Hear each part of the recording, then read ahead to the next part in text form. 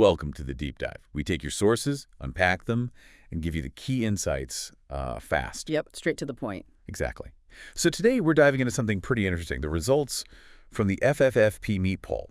This was, I believe, from April 18th to 20th, 2025. That's right. And it was their first ever residential meet held at the National Institute of Securities Markets. So it gives a really unique window into the minds of these financial professionals. Right. And for you listening, if you want to quickly get a handle on what matters without wading through tons of data, this is for you. We're looking at this specific PDF, FFFP Meat Poll Results 1820, April 2025.pdf. It covers a lot. Sentiment, investment outlook, professional stuff, even learnings from these volatility games they had. It's like being a fly on the wall. Okay, so our mission today, unpack these results, pull out the key trends, the main insights from these financial pros back in April 2025. Let's start with the vibe, the overall feeling at the event. They polled attendees on how they were feeling. And wow, it was overwhelmingly positive. Just look at the words they used. Yeah. Well, you've got excellent, excited, awesome, very excited, really excited, wonderful, superb, great. Wow. Wow is right. That's a lot of enthusiasm. It doesn't stop there. Good. Fantastic, amazing, very good, thrilled, super excited.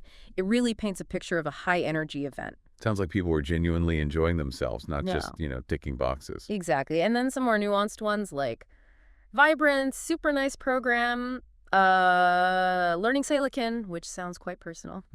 Interesting. Super Seo Par. Love that one. Nice. Loving it. Interesting, happy growth. It suggests real engagement. Yeah. And you also see some local flavor, greetings like Manakan, Vanakam, Vandanam mixed in with good morning, hello, hi. And even Korstian and Tentier. So a real sense of community, maybe regional groups connecting. Seems like it. It's a proper mosaic. There's even a mention of Trump in there, oddly enough. An outlier. Maybe just reflecting wider conversations happening, But mostly words like together, very engaging. They sum up that positive, collaborative feel. Okay, so a really buzzy, positive atmosphere. Let's switch gears to the hard stuff. Yeah. Investments.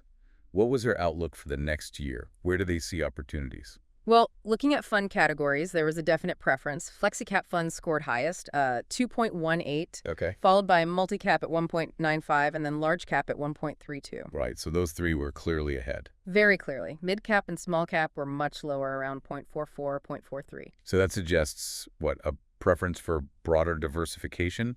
Maybe stability from larger companies rather than chasing smaller caps? That's probably it, given it's for the next 1 year. Maybe a sense of caution about volatility in the smaller segments. Favoring balance, perhaps? Makes sense. So for you listening, that could signal the perceived risk-reward trade-off at that moment. Precisely. A leaning towards established players and diversified strategies. Now, they also asked specifically where to invest right then in April 2025 for the next year. And the top answer wasn't pure equity, was it? No, interestingly, it was hybrid funds. Scored quite high, 3.22.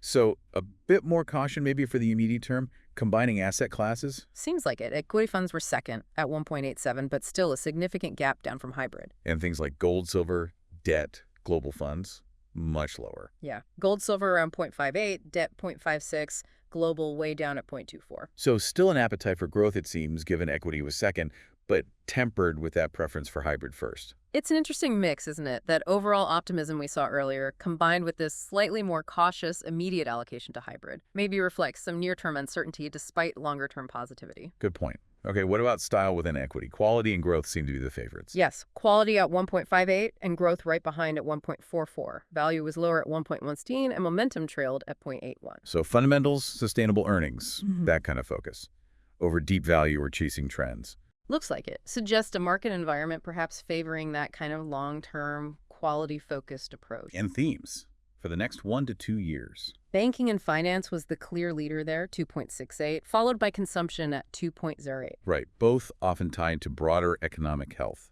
Confidence in the financial system, strong consumer demand expectations. That was the logical read. Manufacturing and IT were further down, and PSU defense was last. So a definite sectoral view there for the medium term. Okay, let's shift to a more industry-specific topic, GST on MFD commissions, mutual fund distributors. What was the view on who should pay? The majority view, scoring 1.78, was that the MFDs themselves should pay it. Why?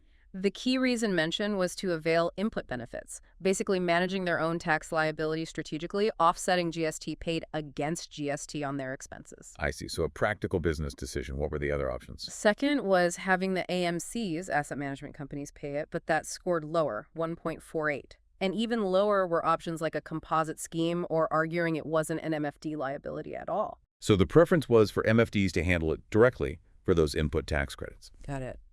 What about training? Who's responsible for keeping MFDs up to speed? Overwhelmingly, they pointed to themselves.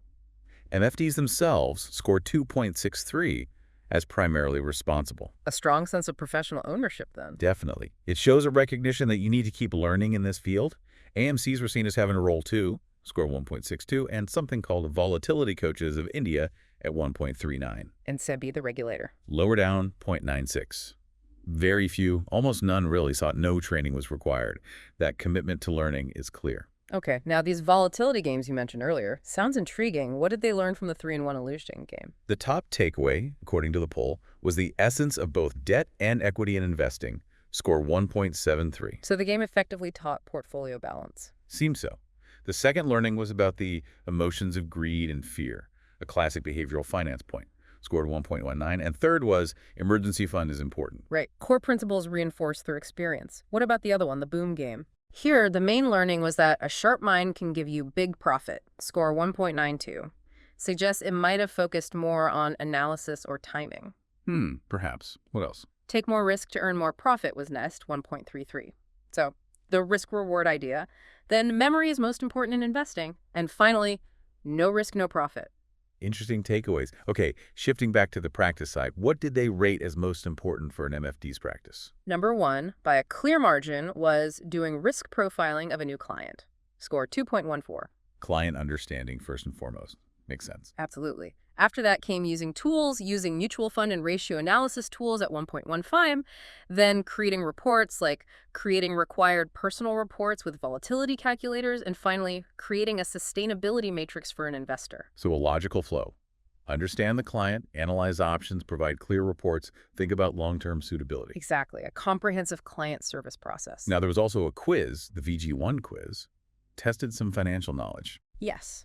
For instance, why do lottery winners often go bankrupt? The top answer, 42%, was lack of financial knowledge. Not surprising, perhaps. But interestingly, money mindset was second at 29%, and not getting a good advisor was third at 17%. So it's seen as multifaceted. Okay. What else did the quiz cover? Why money stays in the hands of a few. Top answers were behavioral, calm and composed, 44%, and giving attitude, 40%. Interesting psychological perspective there. Yeah. The formula of money overwhelmingly seen as effort X time X idea X technology, 69%. Very modern view. And basic knowledge, like liquidity. Yep. Real estate was correctly identified as most illiquid by 84%. And the definition of an asset from Rich Dad, Poor Dad, most popular was brings money in your pocket, 38%. Very practical. Market timing indicators, did they touch on those? They did. For the market cap to GDP ratio, the ideal time to buy was seen as when GDP is high and market cap is low, 67% of value approach. And PE ratios. Strong preference for buying the index when PE is below 20, 80%. Again, disciplined value thinking. Similar sentiment for price-to-book ratios, favoring buying low. And they tested knowledge of specific certifications, too. Yes, like the full form of RVCC Rebalance Volatility Certification course, 69%. And the content of the TATS certification, all of above, got 92%, showing awareness of its comprehensive nature. And they knew it was provided by BSE Institute, 80%. So a community focused on professional development and specific skills. Let's move to the open text polls. What were the key learnings shared from day one? Lots of themes came up. Understanding volatile markets, the importance of asset allocation, those were big.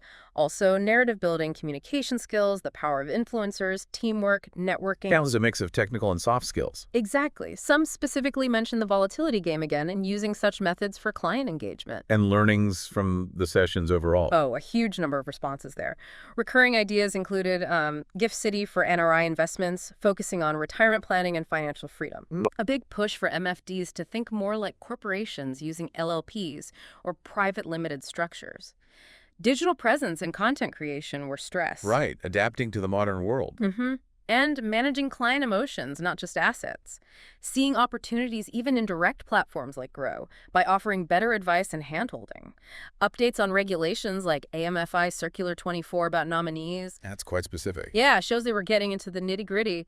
Also, the value of multi-asset funds, gold allocation, and this concept of advisor alpha. Advisor Alpha, the value beyond just picking products. Right. Like coaching, planning. Precisely, the holistic value an advisor brings. Okay, finally, perhaps the most crucial question, what do investors value most in a financial advisor according to these MFDs? The answer was absolutely dominant. Helps me reach my financial goals, scored 4.02, miles ahead of anything else. So it really boils down to results, helping clients get where they want to go financially. That's the clear message. Other things mattered, of course. Understands me and my unique needs was second at 2.49. Then, communicates and explains well, helps me stay in control of my emotions. The human elements are still very important, clearly. Definitely. Interestingly, can help me maximize my returns was lower down at 1.78. And presents themselves in a professional manner was actually lowest at 1.58. That's quite telling, isn't it? Professionalism is a baseline expectation, maybe, but the real value lies in achieving goals and the relationship. Seems like it. Tangible results and personal connection trump presentation. So to wrap this up, this deep dive into the FFFP Meet Poll from April 2025 shows us financial pros who were, well, pretty optimistic overall. Yeah, but also balancing that with the preference for diversified equity like Flexi Multicap and leaning towards hybrid funds for immediate investment.